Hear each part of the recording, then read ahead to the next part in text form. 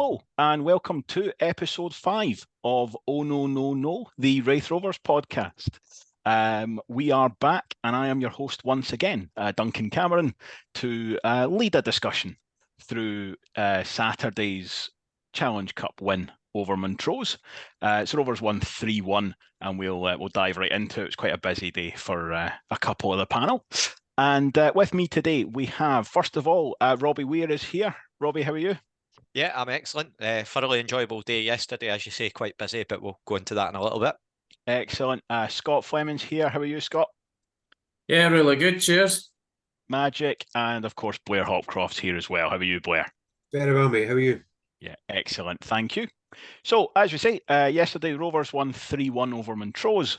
Callum Smith, Dylan Easton and Josh Mullin for the Rovers before Paul Watson pulled one back from Montrose. It made it a bordering on a slightly antsy finish. Montrose certainly finishing a lot stronger than they started, which is something we'll talk about a fair bit. But before we do get into the game itself, Robbie, why don't you kick us off with a bit of a review of the Oktoberfest event, we'll call it, from Stark's Park yesterday, which I know you played a part in. Yeah, so really fun event to be involved with. Graham Kilgour's obviously sent me a DM basically on Twitter, just sort of saying, just a heads up, we're going to have an event on Saturday before the game. It's a Challenge Cup game, so usually it was in the Raith Suite, which would normally be used for hospitality. Given it's a Challenge Cup game, there's maybe a little bit of a less demand, so they wanted to try something new, which, again, to the credit of the club. So coming up for, obviously, Halloween, the anniversary of our 1995 trip to Munich, a certain Mr. Scott Thompson joined, along with myself and John Greer, who is now delighted to be called of this parish, as it seems to be tied in. He was absolutely thrilled to be sort of referred to as that. But yeah, just chatting about with Graham, just going over sort of Scott's memories in terms of the sort of joining the club, going to the cup final and sort of his experiences that were involved with that. And then obviously ultimately the trip to Munich that we all obviously know the famous scoreboard. It's interesting because obviously John's got so many memories, and just chatting away with sort of Scott about like the sort of experiences, how training was before in those points, started talking about playing St Johnstone, and the night before in the haunted hotel, they're getting pints sent to their room by a certain Jimmy Nichol just to try and calm them down. But I've got to say, just on a personal level, I spent a couple of hours maybe chatting with Scott Thompson, and just a thoroughly lovely guy, just really down to earth, very humble, and it kind of realised the gravity of like what he's achieved in his career with Rovers, just by the number of people coming up, shaking his hand, or some people kissing his hand, actually, as they insisted on doing. But just to talk about Scottish football, a guy that just really invested, obviously, he's up with Ross County now, their goalkeeping coach, just chatting about how people like Ross Laidlaw, Ross Callahan are doing up there. Reagan Charles Cook as well. We were talking about how he's doing in Belgium, and yeah, just really down to earth, and it makes you realise just sort of the gravity of what's been achieved. A really enjoyable event, and I hope that there are more sort of opportunities like that in the future for the club, just to maybe get former players along to sort of talk about their story. So yeah, if you did make it along, I hope you enjoyed it. The panel was obviously, I keep saying that I did have a bit of imposter syndrome because you're sitting next to John, who knows next everything about Raith Rovers, Graham, who's just a fantastic presenter, and Scott, who's obviously a club legend, and just me, who started the podcast a few weeks ago with my pals. So, but yeah, a thoroughly enjoyable day, and fingers crossed we see more events like that in the future on days like that. Yeah, definitely. Yeah, it looked excellent. It really did. So let's move into the game itself then. We obviously sat down at the back end of last week, talked a lot about all the rotations that we would make, and Robbie, you, me, and Michael sat down and we got our Subbuteo boards out and swapped all the guys around, and then team line came out 2:00 and there was 14 available players. Sickness bug had hit the team, and yeah, some guys that we'd said from the outset that we wouldn't risk at all, like Sam Stanton, played. And guys that we said were guaranteed a good 90-minute run out, like Jamie Gullen, nowhere to be seen. So slight spanner in the works there. Whereas Montrose, who we were we really didn't get into the kind of talk about them too much at all on Thursday. They made huge changes, and all their kind of notable guys left on the bench. And I thought that was pretty apparent in that first half. How did you see that first kind of 45 minutes, Blair? Yeah, I'd agree. The starting lineups for both teams were a surprise, but the first half had a weird kind of pre-season vibe about it. I thought, like, it genuinely felt like we cruised it, and it felt kind of disrespectful to Montrose because they've had a bit of form. Like, I was a wee bit, I wouldn't say I was worried going into Saturday, but there was a wee bit of kind of, this might be a bit of a challenge. And within the first 15 minutes, I was like, it's home and hosed. Like, they were all over them. Montrose couldn't get the ball out the box. At times couldn't get the ball out their own half. They had boys falling over at points, weirdly. The other thing that really struck me, and I don't know whether it's just because we've been in the championship for so long, but the I put this politely as a man of my shape and stature, but the shape of some of the players in the Montrose team kind of set me back a wee bit. I was like, oh wow, yeah, forgot about League One. But no, it was first half in particular, I thought we were absolutely cruising. Yeah, definitely. That it was round about the point that Vaughan scored the goal that was offside. Yeah. So exactly at that point, I was thinking this is going to be 3 or 4 without much kind of additional effort. That's just the fall in the pattern of this game. Obviously, it then kind of turned almost into the second half as the Rovers players started to tire, and we only really had 2 available subs to make. And Montrose are then bringing on their really decent players at that point. They're putting on fresh legs and actually improving with every substitution that they made. And the second half was definitely more of an event. But what did you think? What were your thoughts on the game, Scott? No, I can agree with what Blair was saying. I thought it was a solid performance, but again, I was chatting to a few of my mates during the game, and they were saying the exact same. Just this feels like a pre-season game. Even I think they even mentioned it on Raith TV at one point that it felt like it was pre-season or just an early season game that didn't have much at stake. And I get again that folk don't like this cup, and people go, "Oh, it's just a hindrance," and especially when you're doing well. I heard a Dundee United fan on the radio yesterday talking about how this is the first time they've actually taken it seriously since they've ever been in the championship. So, I mean, obviously we had to take it seriously with the sickness bug anyway. But no, I thought everybody played pretty well. First half, I think we all agreed in the group chat that how is it not 4 by half time, and so I would agree with pretty much all of that. And I thought that Stanton, Smith, and Easton, the 3 of them were just running rings around all of the Montrose players. I mean, Stanton, some of the passes, he was just taking 3 defenders out straight away every time. And then either Vaughan or Easton would have a shot and it never went in. But no, overall, I thought it was a good performance again. What about you, Robbie? What were you thinking watching that one? Yeah, I mean, I wasn't too worried. I'm never going to get too upset about the Challenge Cup, but it was a solid performance. Players obviously did really well, as Scott's touched on. Easton, Stanton, Smith, all really, really good performances from them. It was great to see Connolly start. Just obviously gives him a chance to get a run out and a bit of game time under his belt because the games have been so tight recently.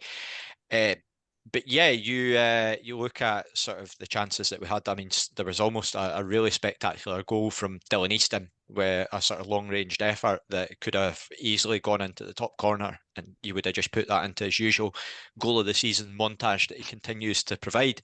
But yeah, I mean, with the goal itself, it was actually interesting because you look at it, and I think everyone looked at it the first opportunity, and the unanimous decision. We were moaning obviously about Alan Muir's performance last week, and I sort of says, well, you kind of take it with a bit of a pinch of salt because sometimes referees and officials can be a bit sloppy.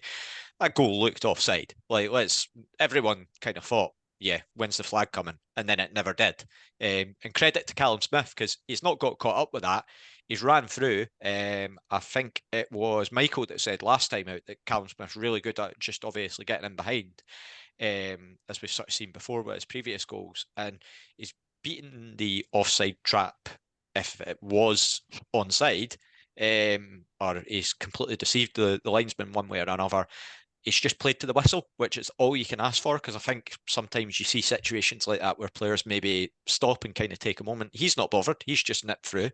And yeah, he's obviously really good finish from Callum, and it's great to see him back on the goal trail. Yeah, that's you're absolutely spot on. That was the first thing when I put the highlights on this morning. I was like, let's have a look at this goal again, because it looked one of these ones. He looks so offside. You're thinking there must be something else here, because the linesman's just going to flag that's a no-brainer otherwise.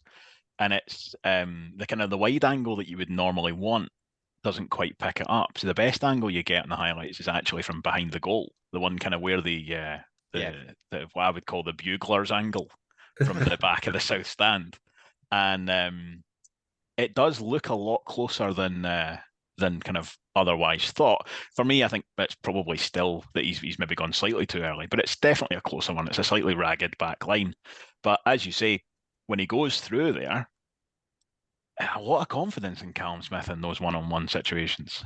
He's very much the sort of anti-Greg Spence in that regard. Like, I really, really liked Greg Spence, but he seemed to be excellent at getting himself into one-on-one situations, and then just never quite seemed to be able to make it come off in a Rovers jersey. Whereas that's a couple where Callum Smith had a long time to think about it. Same with Josh Mullin's goal, to be fair. Yeah. It was like the one at Annan, where he's basically got half of the length of the park to run through, and he's just taking his time, and he's picked his spot, and he's put it under the goalkeeper. So definitely very impressive with that. And I think the goal came at the right time as well. It's one of those ones you're almost so dominant that you go beyond a certain point still at 0-0, and people start getting a wee bit antsy. And I think that just was maybe threatening to start kind of sneaking in. And it just really put any worries to rest. It was only really...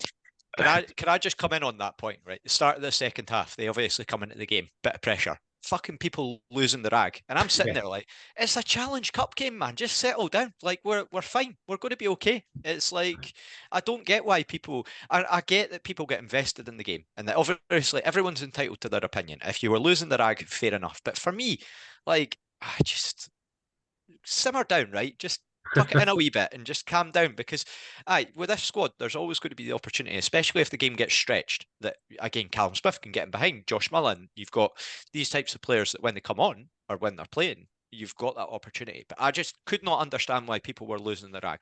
I think even with the first goal, when Callum Smith, I was munching my pie when Callum Smith ran through on goal and finished, and I just toasted my pie. That was no huge celebration, just fair play.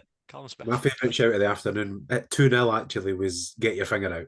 Came from the back of the south stand. I'm like, 2-0 up in a cup game against a team from the lower league who we are all over. Yeah. But I agree with you completely. And I think it's interesting when you mention Greg Spence, because I think I was early 20s when Greg Spence was playing for us, and I was probably a very, very harsh critic at the time of Greg Spence. But like, you get a bit older, and theoretically you mellow out a bit, and you're a bit like, fair play, young lad, probably a lot going on in his life, and I feel a bit guilty now about how sort of much I slaughtered Greg Spence when he was younger, because he actually comes across as a really decent guy as well when you hear about him. So I thought just to go back to the goal and the onside offside thing, I actually thought I thought Vaughan's, I personally didn't, and again there was no replay of the one that he scored and got chopped off, but for me he came between the kind of two centre halves after the ball. I didn't quite get how he could have been offside, but perhaps. I think Duncan's right with the actual goal, the Callum Smith goal, when you see that further out angle, the centre half loops and does that kind of coming out run kind of thing to make him look offside. And the ball's played to Vaughan, and Vaughan misses it, and the defender misses it, and then it lands at Callum Smith. So I remember at the time thinking, oh my God, I didn't even see Callum Smith. Like, he almost came from nowhere at that point. But when you see the wider angle, their left back, who's right beside the linesman, is definitely a bit deeper. Right. I think it was certainly a bit closer. That in real time, it looked, for all the world, he looked a mile offside. I think it's one of those ones where you look at it and you think, that's too good to be true. And then you start doubting yourself in your head because you probably don't realise how tight it is at the time. And then he's clean through because their defence is fucking miles away from him. Yeah. Like, they're never catching him. He's away. When you watch Smith, he looks over his shoulder. When Aye. he shapes it up, he kind of looks back to go, have I missed the whistle? Because nobody came with him. And he kind of does that look of, oh no, we'll just keep going. That's fine. I'm absolutely certain though that Adam Masson will be claiming that as a deliberate threaded pass for Smith. The pinpoint accuracy. When you hear about what Adam's like, I completely believe that as well. He's from everything that I've heard about him, he just seems a really enthusiastic young lad. I really enjoyed that moment in the first half as well. Adam Masson picks at the ball and kind of comes out of defence, and no one comes near him, so he just keeps going. No one comes near him. And physically, he's the polar opposite, but it was like big Marvin Andrews against Greenock Morton back in the day when he just went on a run for about 40 yards with the ball because nobody was picking him up. It was like watching that again. What I liked about that was you could see as he was going, he was like, oh, nobody's closing me down. Nobody's closing me down. So he's still going. He's like, well, I'm duty bound to keep going until somebody stops. But by the time he releases the ball, he's so far up. He's like, well, listen, the box is there now. I mean, he just keeps going. He plays it off. He's looking for the 1-2 as he cuts into the box. Love it. Like, aye, fair play. Quite right. That's a lot of that's what you need though. But that's how you create chances sometimes. As players are picking up, sometimes you need your centre halves to have enough confidence to step out. So good to see. To touch on again. Just before we go on to the sort of chances that we miss, I just want to say, fair play to Adam coming back in. Really happy to see him get game time and just look a really assured performance next to Scott Brown, because I get that it's not easy. You have that game against Airdrie where obviously it doesn't go to plan, but people make mistakes, so just keep his head up and stick in there. And he's obviously, you're probably thinking, oh, I'm a centre back, but I'm getting dropped for a midfielder. But fair play to him coming back in. So I'm really happy for the lad, and hopefully it can do his confidence the world of good, and he just sticks in there and can go and kick on because he's got all the attributes. It's easy to forget that he went and played at Ibrox against Ryan Kent, who was in the Europa League the season before. I don't know what Adam's trajectory has been in terms of his career, in the sense of he was probably at school when that was happening, or just out of school when that's happening, and then he goes to Ibrox and plays against Ryan Kent, and to all accounts did reasonably well. So yeah, really happy to see him get that game time and just get that bit of extra experience. Yeah, Scott Brown actually mentioned that. He was in the Macmillan Club after the game. John Greer brought him up for a blether, and he was talking about, he said actually quite rightly, he's kind of shown that he's a bit disappointed not to be playing, but getting dropped for a midfielder, if you like. And Scott Brown was saying that he's got every right to feel like that, but actually every time he's come in, he's done a job. So yeah, absolutely, hats off to Adam, because we spoke about this last week, but it's not easy when you're in and out the team all the time to come in and then do a job. But he did a good job today, especially when. Especially when, as you say, played at Ibrox, played it right back at Ibrox. Yeah. So even when he's getting in, he's not necessarily getting to play in the same position every time. That's that's never easy. And he had a bad night up at Dundee, didn't he? The quarter final last year. They kind of singled him out a wee bit. He did, but I think as much as that, there was a change of shape in that as well. Yeah. So they went to the back three, and I think it was. I mean, I watched that game in the telly, but I thought it was a failure of the system as much as, more so than it was a failure of Adam Masson individually. Yeah. And then that was really what was being corrected. It was like, right, this back five isn't working at all. And he was the natural one that had to come out. So I think he was kind of hung out to dry a wee bit. I felt it showed him up. It hung him out to dry, I suppose, is the best way to put it, because it wasn't his natural position. He's not a right back, he's a centre half. So to play on the right hand side of a three is almost another position altogether. And yeah, he had and to be fair to Dundee, they noticed it early on and they went for him. And he did really struggle, and actually to bounce back from that alone says a lot for him. He's got a lot of resilience and a confidence about him, I think, just based on what I've heard from sort of anecdotal evidence of people speaking to Davy Hancock and things like that, just in terms of just as the type of character that he is. But I think that it's good that he's getting these experiences, because again, it's not always going to be smooth. And I think as well, with the type of team that we're at and where we're at in the league, obviously we've been second top. Very hard to get into a team where stuff like that's going to get pinpointed. If you make a mistake, people will be sort of saying, "Oh, we've dropped down to second from top. That's a bit of a nightmare. What's happened there?" And then there's a huge forensic analysis. But players are going to make mistakes. We see it at every sort of level. And again, it's just a lot about the character and just supporting the players. As fans, we obviously need to support players as well, and just make sure that you're sort of sticking with them and not sort of saying, he's pish, what's going on with that? Because I think it's very easy to fall into that trap. And again, players are just human beings. I've become a bit more vocal about that in the last couple of years, just try to sort of, as a supporter, you are there to try and encourage people and just, you want the best for them. So yeah, why not? It's not only for Masson as well, confidence-wise. It's also building confidence for the likes of Murray and Colin Cameron to see them actually fitting in pretty well and not getting worried that, we need to play them. If they can get confidence in them as well, it just means that, if this happens again in a few weeks' time, that we might touch on, that if injuries keep popping up, then we might need to play him. And so if he is playing, then at least it's not, he's not played for months and then he's flung in. He's been playing, what's that, his 4th appearance already this season? So he's actually had a wee bit of game time this year.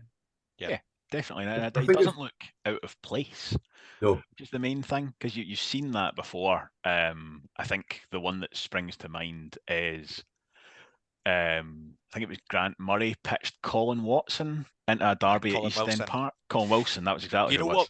The weird thing about that one was that he played up in against Ross County in a League Cup game. We scalped them 4-1 the week midweek before. So he seemingly had a really good game that game. It was great. And then gets put into the derby. And I think he'd broken his wrist or something like that. That's what I was going to say. He did have a broken arm at the time, which is not ideal.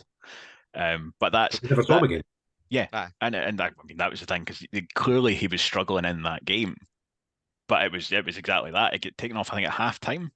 And you just never saw him again. Never came back to any point at all. Whereas, these Adam Masson that we're talking about, he doesn't look out of place. He obviously has learning to do. He's by no means, the perfect defender for this level, but he's contributing. He's got an assist to his name now, and did his defending well yesterday as well. There's a goal as well, isn't he? Scored in the last round. He scored in the last round. It was a really good finish. He ran on it at 6-yard box at a short corner routine, and then he runs on it and finishes from about 2 yards out straight in, and it's brilliant. I think it's worth mentioning, I know we'll get kind of further into the game and stuff, but there's a point in the second half. I can't remember if it's when Easton was down injured, but there was a kind of break in play, and kind of moments before it, the ball had come in and Dabrowski had let it bounce in the box. And it was one of those moments of, what are you doing? But it bounces and he claims the ball and kind of game rolls on. But it's Adam Masson who comes back and is literally talking. You can see it because Adam talks with his hands as well. So he's talking him through and he's motioning, the bounce in the box, and he's doing that whole thing. But do you know what I mean? A kid his age, Dabrowski will be older than him. Yeah, Dabrowski's a lot older than him. He's 6 years older than him, I think. But he's talking him through what happened, and he's encouraging him. And I thought it was actually fair play. He stepped up yesterday. Yeah, definitely. So if we do move into the second half, then Dylan Easton sort of scored and was clattered at the same time.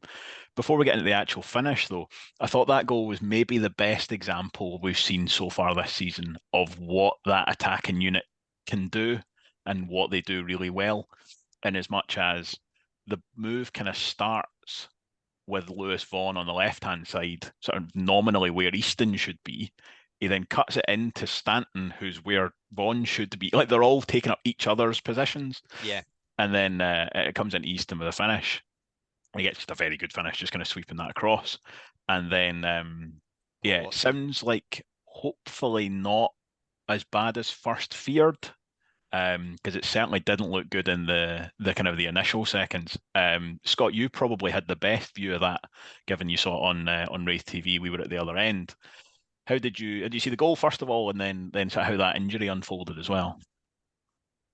Just touching on what you were saying about the play, it just shows that it looks like Ian Murray's really encouraging the guys to just almost manage the game themselves in situations of, he's moved out, right, I'll just go and swap one because he's nearer where I am just now, and so on and so forth. And the goal kind of came from how we were playing in the first half as well, of Stanton threading balls through, taking a couple of defenders out of the game. This time it was actually Vaughan that had kind of flicked it through, and then it was Stanton sweeping it across to Easton. And as you say, Easton was kind of where you'd expect that to be Vaughan to be scoring. But no, I thought they all contributed, both halves. But and then touching on the goal itself, yeah, it was Easton swept the ball pretty well into the corner, but at first it didn't even look like the defender had connected one with the angle that he got. But then when it was the highlight, the replay of it, then you do see that the boy kind of just,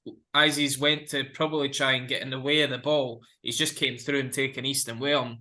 And there's a guy in the way of the camera for Montrose that you can't quite see the full impact. But at first I thought he's either like completely like broken his ankle or something, the way that everybody frantically was waving their hands, the referee included, that I was just like, oh, this is when you're also down to two guys on the bench, you're going, this couldn't get any worse right now. And then luckily the good thing is he walked off himself, so that's, and he was even in his flip-flops with a bag of ice. It wasn't like he was on crutches. I know we must be paying a fortune for crutches right now because how many injuries we've got, but it was good that he was kind of limping and walking around, and it wasn't like he couldn't put any weight on it.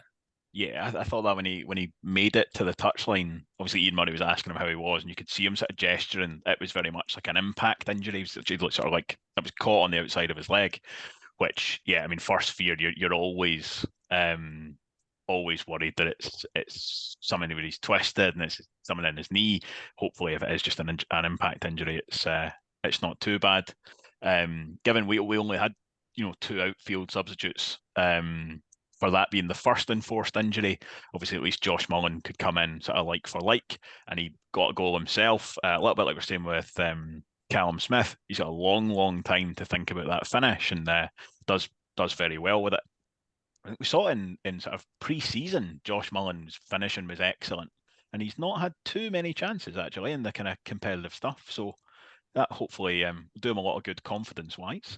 Blair touched on it last week, actually, that there's a lot of times that Josh Mullin's been very unselfish in terms of crossing the ball or looking for somebody else when he's at the edge of the box and go, just have a ping. Like, nobody's going to get on it.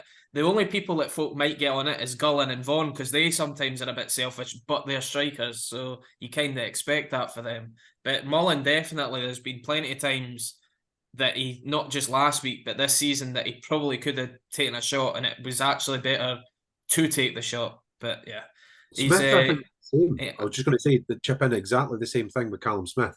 1-on-1 with the keeper, obviously he'll take his chance, but he's always looking to square it, always looking to slot something in. There was one yesterday in the first half. He kind of broke through on the right-hand side, and he just needed to bury it, and he tried to kind of put it through to Vaughan, and the defender kind of cut it out. But it's the same thing, like, just put your laces through it. And then Montrose then got one back. I'm in the interest of time, I'm going to compress 2 points together here, and it's going to sound like I'm picking on him a wee bit. But Scott Brown was the sponsors' man of the match yesterday. Also, though, potentially at fault for that goal. Robbie, do you think so? I mean, yeah, but I'm reluctant to criticise the guy because he's done really well since he's been playing in defence. And again, we're going to have sort of these goals that are going to come up and be conceded at points. We're never going to be completely flawless throughout the season. Ideally, if you can get a clean sheet, great. But yeah, I'm not going to get too upset about it. Again, Challenge Cup, as long as we keep the wins on the go, then fine by me. Yeah, that was a slightly mean-spirited question, because I think that's exactly the kind of goal that you're going to lose when you're playing a midfielder in defence. Yeah, and you just have to accept it. It's a little bit like we said at the start of the season. You sign a goalkeeper who's only played 30 senior games previously, or last season we brought Ryan Nolan in. And it's like, okay, here's a defender who's not played very many games. You accept that the risk comes with making that decision. If you're going to play a midfielder in defence, what's going to happen is he's going to lose headers sometimes. And I think that's exactly what happened at that goal. Paul Watson, I think, is just naturally better in the air than Scott Brown is, and he does well with that. But to kind of expand on that point slightly then, in terms of the man of the match, who would have been your pick, Blair? Although he didn't play the full game, for me, probably still Dylan Easton. I thought first half in particular, he was ridiculously good. Like actually all over them. And every time he got the ball, his tail was up and he was running. I thought he had a particularly good game. Adam Masson probably would have been the other one for me, that I would have given the nod. I agree. It was that moment of when they announced the man of the match. I wonder if his mum and dad had sponsored the game, because it wasn't like he'd had a bad game, but it was one of those moments. I mean, you sometimes hear it in the South Stand as well, that moment of, what? Him. Really? And it was one of those. He didn't have a bad game, but he didn't stand out by any stretch. Yeah, that was my thoughts on it. It was really a case of everybody played well. That was a good performance. Everybody played well. But if you were starting to sort of go by process of elimination to find someone, so we did concede one. And there was one guy beaten in the air for it. So maybe I'd have put a line through him sort of first and then worked through. What about you, Scott? Who would you have had as your man of the match yesterday? To be honest, you could have given it to any one of that front four. That's who I was expecting it to be, one of them four. But then, yeah, when it was Brown that was announced, you kind of go, all right. Yeah, but okay, fine.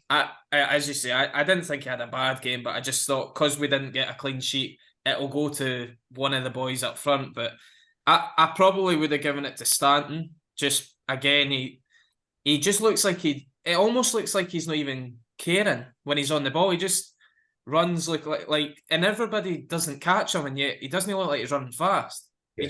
He's just gliding, and then he just picks out a pass, or he just runs past another guy. And no, I thought he was really good yesterday again, and possibly one of our best players this season.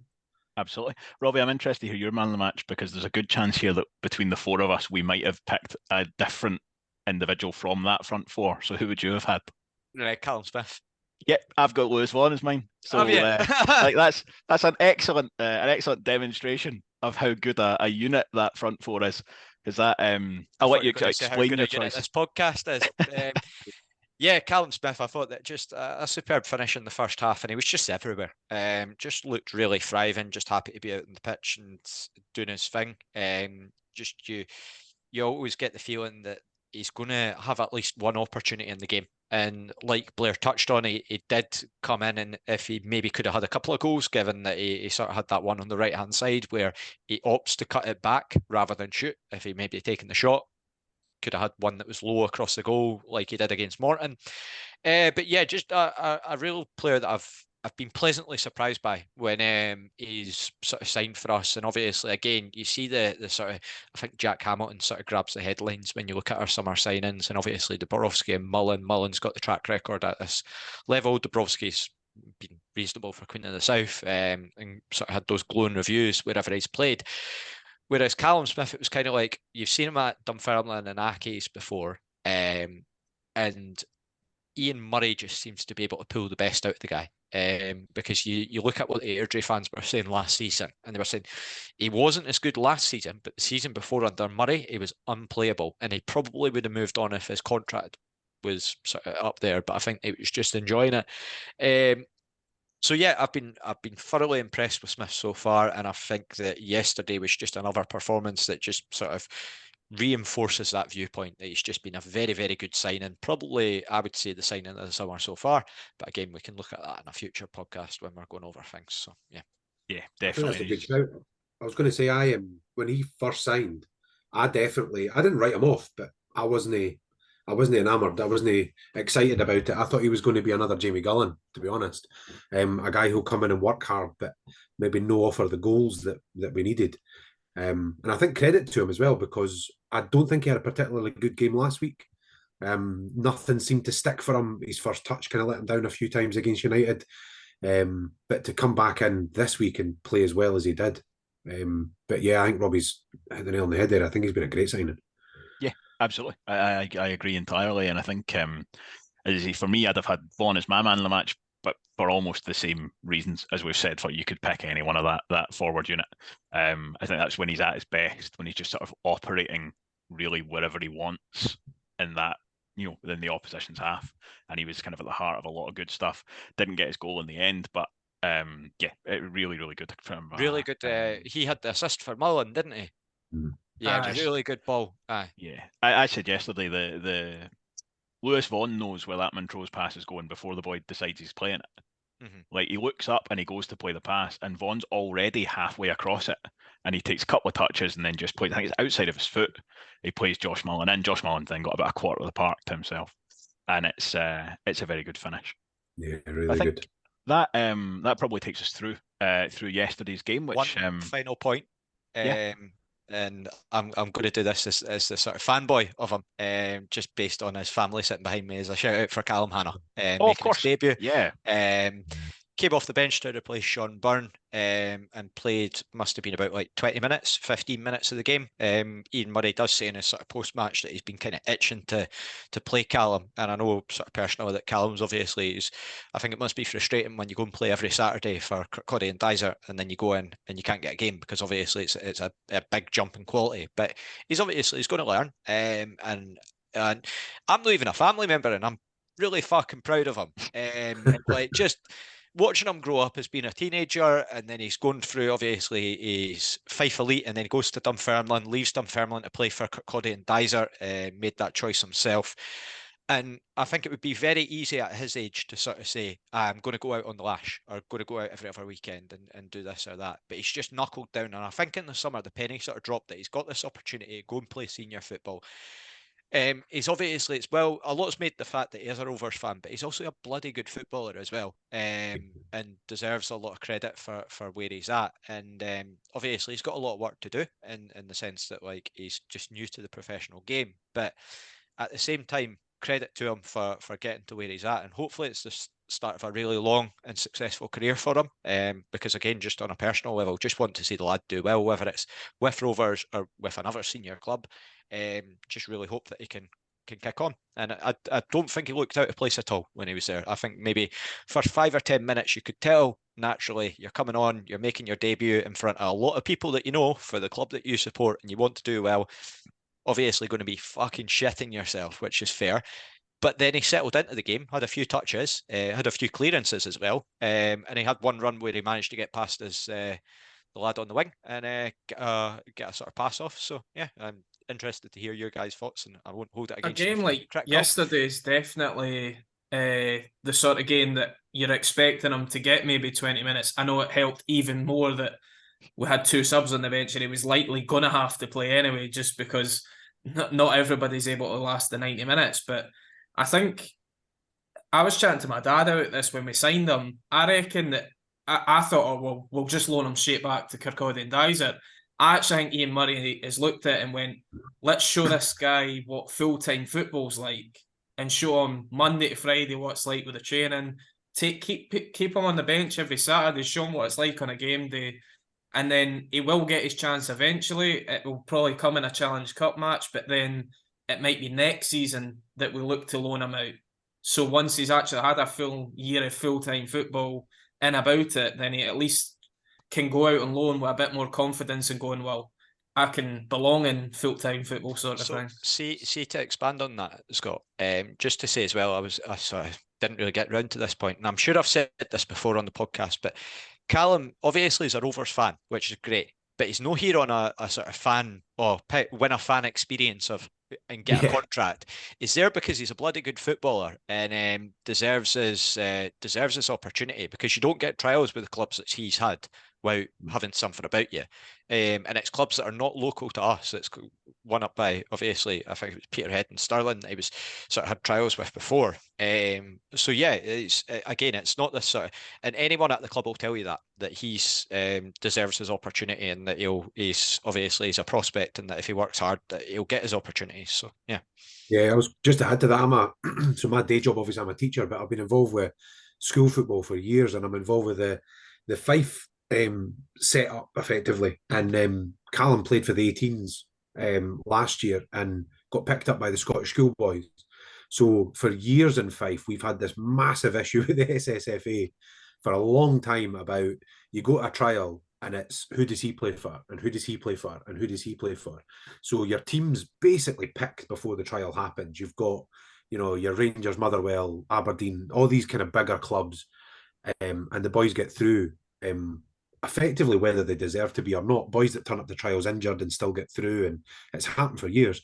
So for Callum to go to the Scottish Schoolboys trial, representing Fife, playing for Kirkcaldy and Dysart at the time, and get into that squad and then go and play for the Scottish 18s, just backs up your point, Robbie. He's there on merit. I mean, he's clearly a talented boy. He's a good kid as well, and I actually know his mum. I worked with her at Beath, and if anybody ever been to an away game and heard somebody shouting at Fife's finest for shouting at a Rovers player, I guarantee you it's his mum. She's brilliant. She's there, and it's every time. She's so funny as well, because you'll know his granddad as well, and his granddad and her, just back and forth between the two of them, they're absolutely brilliant. I've got so much time for them, and they're just really thoroughly good human beings, just lovely as well. And it's good to see Sandy's wife Fiona as well. She's back at the games now because she'd been sort of in hospital for a wee bit after sort of an injury. So it's great to see her back at the games and obviously involved. So fantastic, just a really, really good family. And great, like I first said when he signed, just good things happening for good people. That's the best way that I can put it. 100%. And I think we're likely to see a fair bit more of him coming up. Not least because it seems like the injury crisis that we almost thought we'd put behind us for like a good 4.5 minutes is back already. So yesterday I think we were missing 8, albeit 3 of those I think hopefully just a kind of short-term sickness issue. But it looks like, I'm going to run through what I've got here. Correct me if I'm wrong, anyone who knows better. But we've got Keith Watson is now, we believe, December before he's back. Ross Matthews, we think, is sooner than that, but seems to be kind of shrouded in mystery. No great certainty on that one. Dylan Corr, I believe you get the exclusive. He said this to you directly yesterday, Robbie. He's December as well. Yeah, he was up speaking at the sort of Q&A with Scott Thompson, and sort of said that December or so, and similar time frame for Watson. So hopefully I'm not going to get in trouble and have someone from the club sliding in my DMs like, what the fuck are you on about? It's all right, this podcast is unaffiliated for a reason. Yeah, very true. Very true. We've got Robbie Thompson. I think this is from the horse's dad's mouth. He's back in training now, or shortly. That was what I'd heard. Excellent.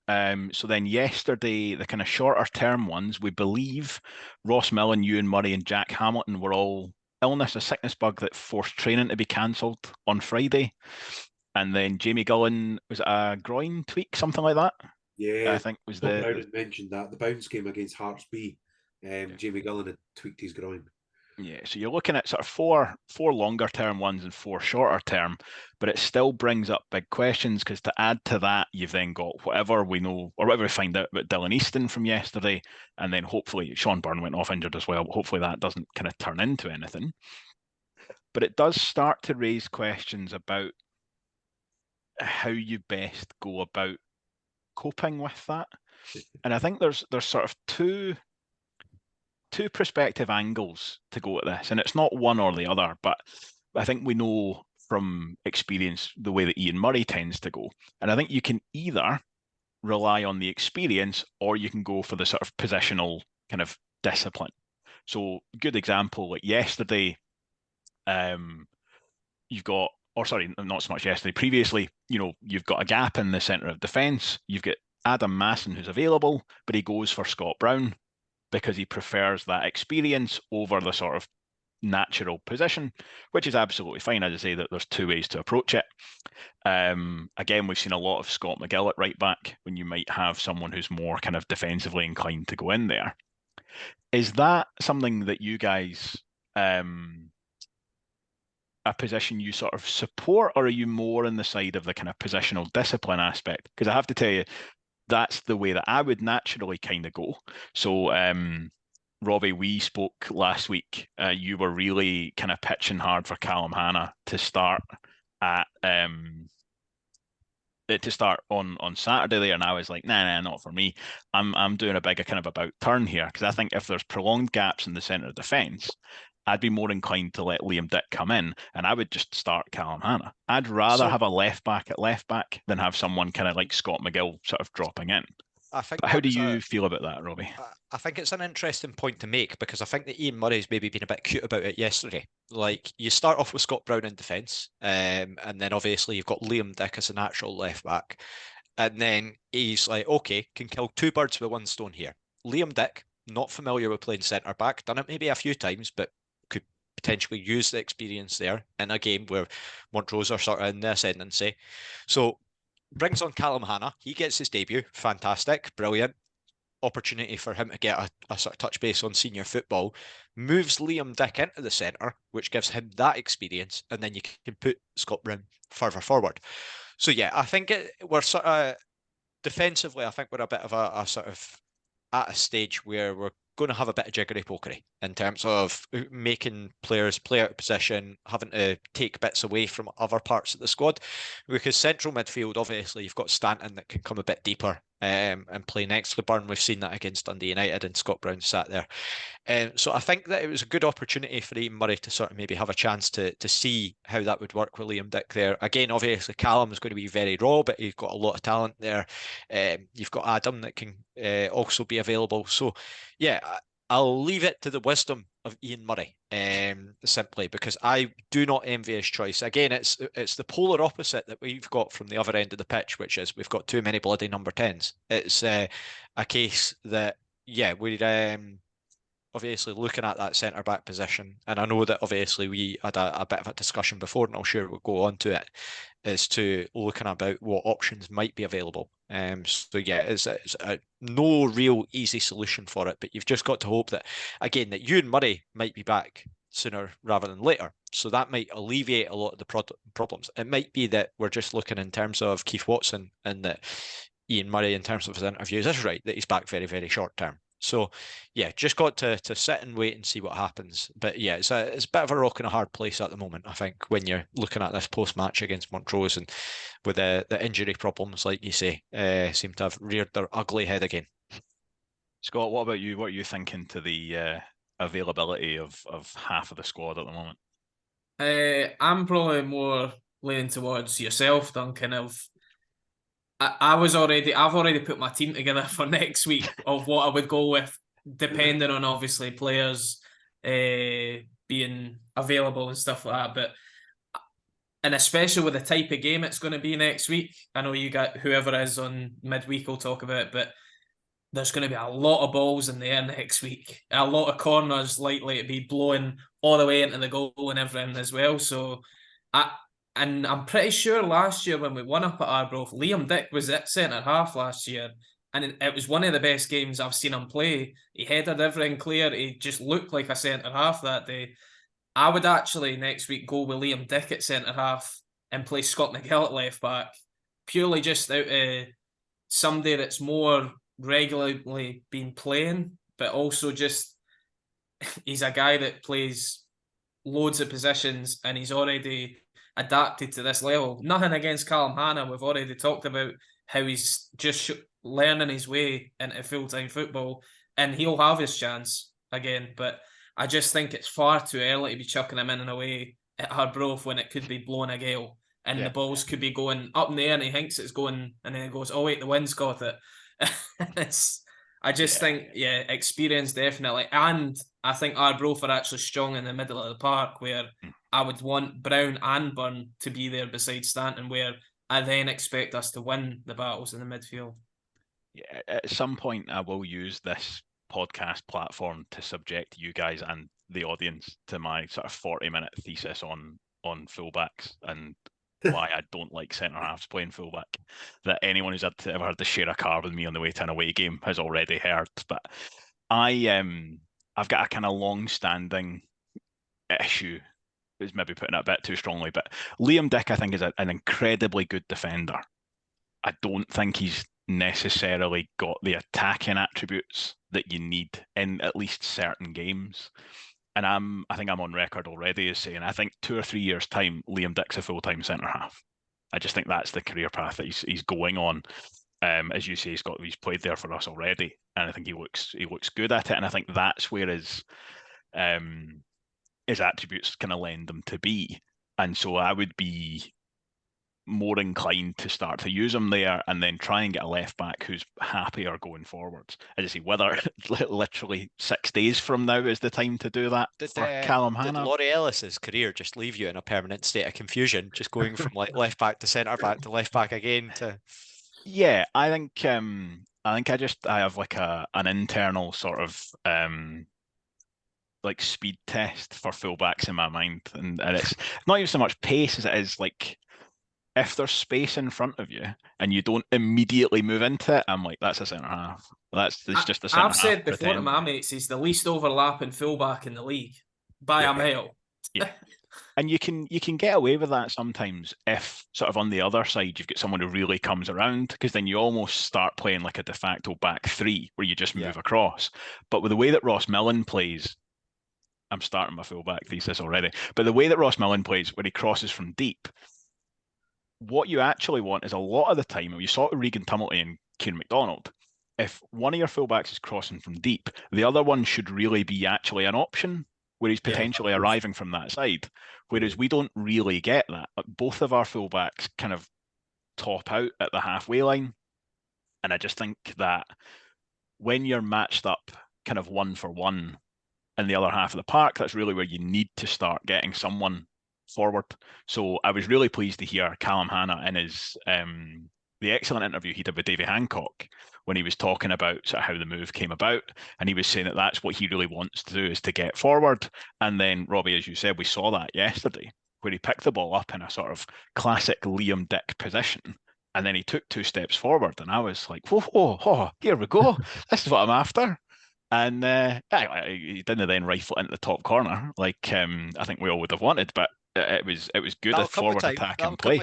No pressure. Exactly. It absolutely will. So yeah, I'm interested to see how that goes. I think we're probably not quite at the stage of as you say, pitching him in from the start next week, but a lot of it's going to depend on who's available. We're probably still putting at least 1, if not 2, round pegs into square holes for next Saturday. But as you say, Scott, there'll be a preview for that, and we'll see. Hopefully, albeit Ian Murray's injury updates are unreliable, bordering on fictional at the moment, with Keith Watson's being like, maybe next week, and then the boy himself says December. So he's got the supermarket option of a calendar where it's like October and you're looking at the Christmas stuff coming out already, and you're buying your Lebkuchen in the middle of October.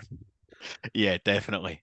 I kind of, just to chip in on the experience versus positional thing, I think Scott's point is right. I think it depends. For me, it depends on the position, but it also depends on the opposition. And I actually wonder if yesterday, if Ewan Murray was available, if Callum Hannah might have maybe not started, but come on a lot earlier. Yeah. And it is that thing of it's pairings as well. Like, so next Saturday, if Ewan Murray's fit, I'd play Murray and Dick together. But if Murray's not fit, it's that thing of then who do you pair up with Brown or Masson, or and it's that combination thing of actually no, sorry, if next week, sorry, I'm talking absolute nonsense, I'm contradicting myself now. If Murray's fit, I'd probably play Murray and Masson together and keep Dick out. But if Murray's not available, I worry about Brown and Masson together. I think you need Dick in there to kind of, I'm going to say solidify, but Dick in there to solidify kind of takes on a whole new meaning, doesn't it? As you said earlier on, like Adam Masson was doing a lot of the talking in that defence yesterday, which not that it shouldn't be the case. It's good that he's doing it, but it's not what you would expect. I think I said that to my dad yesterday, just before the end of the game. We finished that game with 2 teenagers and 2 guys out of position as the back 4. And at any point, if you had any one of those 4 in there, he'd be looking to the guys either side of him to talk him through, and we just didn't have that option at all. So yeah, I agree entirely with what you're saying. So let's tell you what, let's move on. We've been going a good solid amount of time so far, and finish up with our big question for today. And today's big question has a rather mundane tone to it, because we're going to be talking about mundane encounters. It's a big mundane question. So this is actually inspired by something that happened to me during the week, but it's any time that we've met Rovers players or former Rovers players in some of life's less exciting situations. So not as they've come tearing past the byline, having stuck in the top corner and jumped over the boundary wall. So I was in a training course during the week. A Zoom training course, wasn't even face to face. That's how mundane it was. And there was a sort of a guest speaker who came in who'd previously been through the training course, tell everybody it was all going to be all right and we could stop worrying. And he popped up and he had his name in the bottom corner of his little Zoom window. And I was like, that name's familiar to me. And that boy looks vaguely familiar as well. And I didn't listen to anything he said because I spent about 20 minutes thinking, where do I know him from? And I was like, did you tile the bathroom in my old flat? I was like, do you work in the pub that... And then I realised, I was like, no, you played 13 games in John McGlynn's first stint. So it was Stephen Manson, who I think we had on loan from Hearts. And he was a really kind of skinny young guy with very sort of 2006 blonde hair, big sort of like mullet, borderline mullet hair. And I think he kind of maybe flattered to deceive slightly. One of these guys that in that period where we got like 4 guys a week from Hearts, just getting off the stagecoach outside the ground, and but he kind of did all right. But I will say this: I think he must have spent every minute of the last 17 years in the gym because he was like a wee kind of skinny guy at that point. He looks like an absolute unit now. But that was my mundane encounter this week with a former Rovers player. Robbie, let's start with you. So this is a classic one for people from sort of my neck of the woods, who used to go to Rovers games in the sort of mid 2000s, early 2000s. I would say I certainly remember it being a thing when I was at high school. Jay Steen used to be my postie. So yeah, that was sort of the thing. And Jay Steen, he used to play for Rovers, but other than that, to be honest, I've not actually had that many mundane encounters with players. The only other one that sort of came to the top of my head was and he was at Alloa at the time, but obviously played for us before and sort of recognised. Used to go to the gym in Edinburgh when I was staying at Edinburgh. Dario Zanata, I used to see him at the gym, and it was funny because like not talk to him. I generally tend to keep myself to myself. Again, with these sorts of things, they're just working away. I didn't want to be, I'm your biggest fan, etc., etc. Not that type of guy. But it was funny because I went down to me and Kev of the first podcast, and he'll be back on no doubt soon. Hopefully he's back from his COVID stint very shortly. We went down to Stranraer and I was telling him about it, and like the ball went out for a corner and Zanata looks up and he looks at me and you can tell in his head he's thinking, where the fuck do I know him from? And it's ticking over. You go, oh right, how you doing? So yeah, and then he was the one that actually told me that John McGlynn was coming back. He was like, oh, you're getting a scout from Celtic. And I was like, I don't know who it is. And I was like, oh, that would be John McGlynn. That's great. That's fine. Nice for us. Regan Henry's coming back as well. Oh, even better. But yeah, Dario's a really nice guy. Met him on a few occasions. I bumped into him at the end of the game after the cup final against Queen of the South. And just chatting with him briefly there. And I know that he's had his fair share of critics, I feel, in terms of Rovers for obviously how things went. And he had that spell where he did really well. And then there was a lot of chat about like work ethic and things like that. But I've not got a bad word to say about him. Just a really, really down to earth guy, just really chatty and friendly. And not got anything bad about him to say. You can't keep him away for Rovers games either. He was in the away end at Firhill and at Linlithgow Rose last season for a couple of different games. Well, he's pals with a lot of the squad, so it makes sense. I'm pretty sure he just loves the Rovers. But Scott, what about you? Any mundane encounters? I think I said it into the group chat last night. I've not really came across any players in regards outside of the football, and sort of it's always been ex-players at games, or I mean, I played golf with Jason Dare, but it was purely down to the fact because John Greer knew that my dad knew Jason Dare, so he just paired us together. And he's a really nice guy, and it was also good for me because I was only maybe 13, 14 at the time. So I was I've heard about this guy back in the 90s playing for us, and my dad's like, he'd be saying to Jason, are you able to tell him what this was like? And what next thing we're at hole 18 already. But for me, it was great to hear about that. And also, Laurie Ellis was in the stand when he was Queen's Park manager a few seasons ago when we won 3-1 at Kelly away. He was just sat at the back, hood up. I mean, it was crap weather anyway, but I think he also just wasn't want to be seen. And he thought, well, I'm not going to get stick sitting here anyway with the Rovers fans. So, and he's got his notepad out and just a wee chat with him. But he was also a bit of a club legend as well. So it was pretty cool when you come and just chat to them. But it's also to the thing, they're all just normal people. Like they're like as a kid especially, you kind of big all these footballers up, but they're all just regular guys. To be fair, you've got a bit of an excuse for not having too many mundane encounters. Like it would be quite a remarkable encounter if you just like went for your rolls in the morning. Stephen Simmons was also like in the Netherlands. Blair, what about you? I've actually got a few. For teaching, obviously, that you're getting a few. So I've taught Jason Deere's kids, and his nephew and stuff as well. I've coached Stevie Crawford's kid in a Fife 15s team. He actually quit the team because he wasn't getting a game. And then there's been another couple. So one was coaching. I had a team when I worked at Queen Anne in Dunfermline. I had a really good under 14, so second year team. And I had Quinn Coulson was in the team. Ryan Schiavone that plays at East Fife, and there was Miller Fenton that's at the Pars.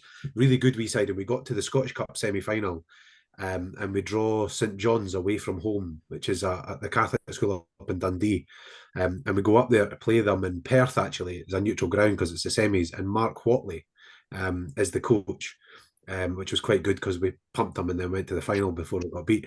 So that was quite good. But my favourite, I have to say, and this will be again, if you live in Kirkcaldy, I'm probably not alone in this. So I bought myself a Kia Ceed a few years ago, and it was from Arnold Clark in Kirkcaldy, and it's one of these where you buy the car, and they send you this little video of one of their, I don't know what they call them, super reps or something, going around the car, showing you how the reversing camera works and all the rest of it.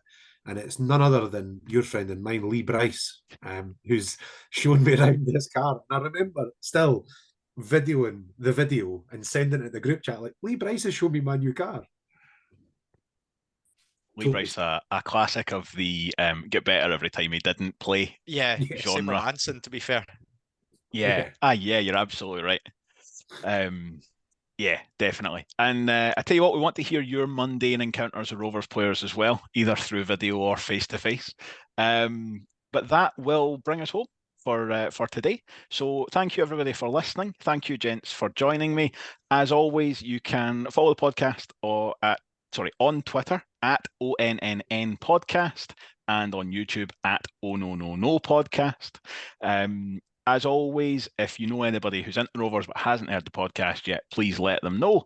And we will be back almost certainly Thursday night, if not then Friday morning, with a preview of the trip to Arbroath. So that's everything from me.